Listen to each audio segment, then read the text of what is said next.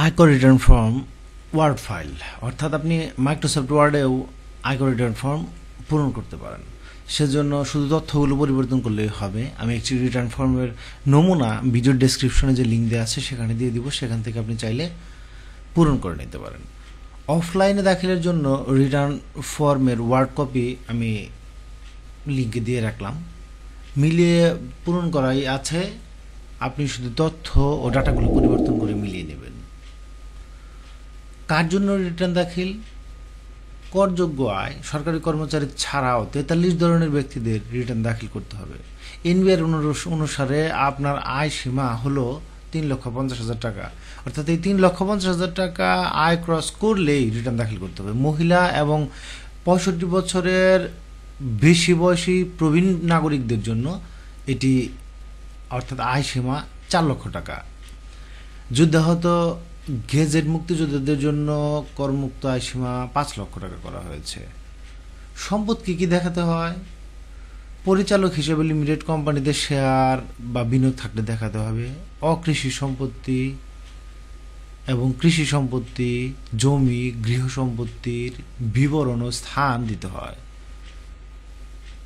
বিনিয়োগ হিসেবে share, debenture, সঞ্চয়পত্র, unit, certificate, bond, prize bond, সঞ্চয় স্কিম, ঋণ, সাধারণ ভবিষ্যৎ তহবিলের বিনিয়োগ দেখাতে হয়। মোটরযান থাকলে ক্রয় মূল্য দেখাতে হয়। মোটরযানের প্রকৃত ও রেজিস্ট্রেশন নম্বর উল্লেখ করতে হয়। এছাড়া অলঙ্কারাদির থাকলে তার পরিমাণ এবং ক্রয় মূল্য উল্লেখ করতে হয়। আসবাবপত্র থাকলে আসবাবপত্রের ক্রয় মূল্য উল্লেখ করবেন। ইলেকট্রনিক সামগ্রীর ক্রয় মূল্য, ব্যবসা বহির্ভূত অর্থ সম্পদ, নগদ টাকা থাকলে সেটিও দেখাতে হয়। ব্যাংকে গচ্ছিত টাকা থাকলে বা অন্যান্য যে কোনো ধরনের টাকা আপনি কিভাবে পাচ্ছেন সেগুলো আপনাকে দেখাতে হবে। পরিবারের সদস্য সংখ্যা উল্লেখ করতে হয় কি? হ্যাঁ, করদাতা নিজে, তার স্ত্রী বা স্বামীর রিটার্ন দাখিলকারী না হলে নাবালক বা নির্ভরশীল সন্তানের পরিসম্পদ ও দায় এগুলো প্রদর্শন করতে হয়। প্রয়োজনে পৃথক কাগজ ব্যবহার করতে হয়।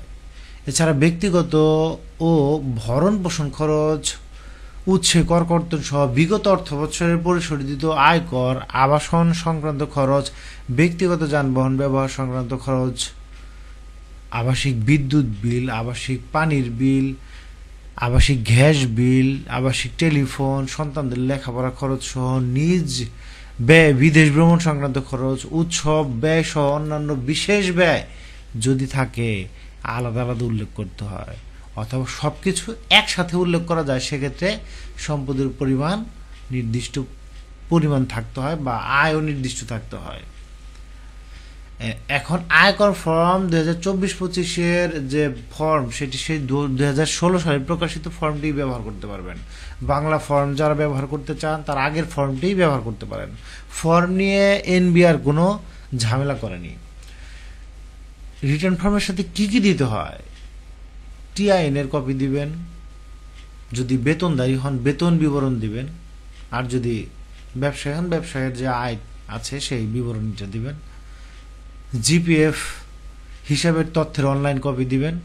জিপিএফ যদি আপনি সরকারি কর্মচারী হন জিপিএফ, আর যদি ব্যবসায়ী হন আপনার কোথাও জমা থাকলে সেটি দেখাবেন, সেটি সনদ। জাতীয় পরিচয়পত্রের কপি দিবেন। কোনো প্রকার বিনিয়োগ বা অন্য কোনো আয়ের উৎস থাকলে তার প্রমাণকও দিতে হবে। আপনি ওয়ার্ড ফাইল ছাড়াও চাইলে প্রদত্ত লিঙ্ক থেকে রিটার্ন ফাইলের পিডিএফ কপিও সংগ্রহ করতে পারবেন। সরকারি কর্মচারীদের বেতন ভাতায় এআইয়ের কি কি তথ্য দিতে হয়? মূল বেতন, বিশেষ বেতন, টিফিন ভাতা, যাতায়াত ভাতা, বাড়ি ভাড়া ভাতা, চিকিৎসা ভাতা, পরিচারক ভাতা, বৈশাখী ভাতা, সম্মানী বা পুরস্কার, ওভারটাইম ভাতা, বোনাস বা এক্স গ্রেসিয়া, অন্যান্য ভাতা, স্বীকৃত তহবিলে নিয়োগকর্তা কর্তৃক প্রদত্ত চাঁদা, স্বীকৃত ভবিষ্যৎ তহবিল অর্জিত সুদ, যানবাহন সুবিধার জন্য বিবেচ্য আয়, বিনামূল্যে সজ্জিত বা অসজ্জিত বাসস্থানের জন্য বিবেচিত আয়, অন্যান্য আয় যদি থাকে বিবরণ সহ দিবেন। বেতন হতে করযোগ্য আয়, এই সবগুলো উল্লেখ করতে হয়, কিন্তু সবই কিন্তু করযোগ্য আয় না। করযোগ্য আয় শুধু হচ্ছে মূল বেতন আর উৎসব ভাতা, আর বাকি বৈশাখী ভাতা বাদ, চিকিৎসা ভাতা সহ সমস্ত অন্যান্য ভাতা এখানে দেখাবেন, কিন্তু সেটি করযোগ্য না, কর মুক্ত আয় হিসেবে। বিনিয়োগজনিত কর রেয়াত পেতে কি কি তথ্য দিতে হয়? জীবন বীমার প্রদত্ত কিস্তির পরিমাণ দিন, অর্থাৎ জীবন বীমার টাকার উপরে আপনি কর রেয়াত পাবেন। ভবিষ্যতে প্রাপ্য বার্ষিক ভাতা প্রাপ্তির উদ্দেশ্যে প্রদত্ত চাঁদা কত দিয়েছেন তা উল্লেখ করুন। ভবিষ্যৎ তহবিল আইন 1925 অনুযায়ী প্রযোজ্য ভবিষ্যৎ তহবিলে প্রদত্ত চাঁদা লিখুন, যদিও এটি করমুক্ত আয়। স্বীকৃত ভবিষ্যৎ তহবিলে নিজ এবং নিয়োগকর্তা কর্তৃক প্রদত্ত চাঁদার পরিমাণ লিখতে হবে। অনুমোদিত বয়সজনিত তহবিলে প্রদত্ত চাঁদার হার লিখতে হবে। অনুমোদিত ঋণপত্র বা ডিবেঞ্চার, স্টক, শেয়ার ও বিনিয়োগ থাকলে উল্লেখ করুন। ডিপোজিট পেনশন স্কিমে প্রদত্ত চাঁদা কত দিচ্ছেন তা উল্লেখ করুন। কল্যাণ তহবিলে প্রদত্ত চাঁদা, গোষ্ঠী বিমায় প্রদত্ত চাঁদা 150 টাকা, এটি উল্লেখ করুন। জাকাত তহবিলে প্রদত্ত চাঁদার পরিমাণও উল্লেখ করুন যদি দিয়ে থাকেন চাঁদা। অন্যান্য বিভিন্ন বিনিয়োগ বা ইয়ের উপরে এগুলো রেয়াত পাওয়া যায়। রেয়াত মানে হচ্ছে মাপ বা মওকুফ, এগুলোর উপরে দেখা যাচ্ছে 15% পর্যন্ত, আগে 20% ছিল, আপনি রেয়াত পাচ্ছেন। রেয়াত মানে হচ্ছে মাপ, অর্থাৎ দেখা যাচ্ছে যে আপনি এই বিনিয়োগ যা করেছেন তার এত পার্সেন্ট আপনার ইয়ে থাকবে, আপনার ওই প্রদত্ত বা যে কর আসে সে কর থেকে বাদ যাবে। তো এটি খুবই গুরুত্বপূর্ণ। যারা কর কমাতে চান বা প্রদত্ত করটা বা প্রদেয় করটার পরিমাণ কমিয়ে আনতে চান, তাদের অবশ্যই কিছু বিনিয়োগ করতে হবে যেগুলো কর রেয়ার আছে, এমন কিছু বিনিয়োগ বের করে খুঁজে খুঁজে বের করতে হবে। যেমন ডিপিএস থেকে শুরু করে আপনি জীবন বীমা থেকে শুরু করে অন্যান্য বিভিন্ন চাঁদা, দান, সেগুলো কিন্তু আপনার করতে হবে। এছাড়া স্টকে বিনিয়োগ করলে সেখানেও রেয়াত পাওয়া যায়। তো রেয়াতের বিষয়টা আসলে ভালো করে জেনে তারপরে বুঝে অন্তর্ভুক্ত করাই ভালো।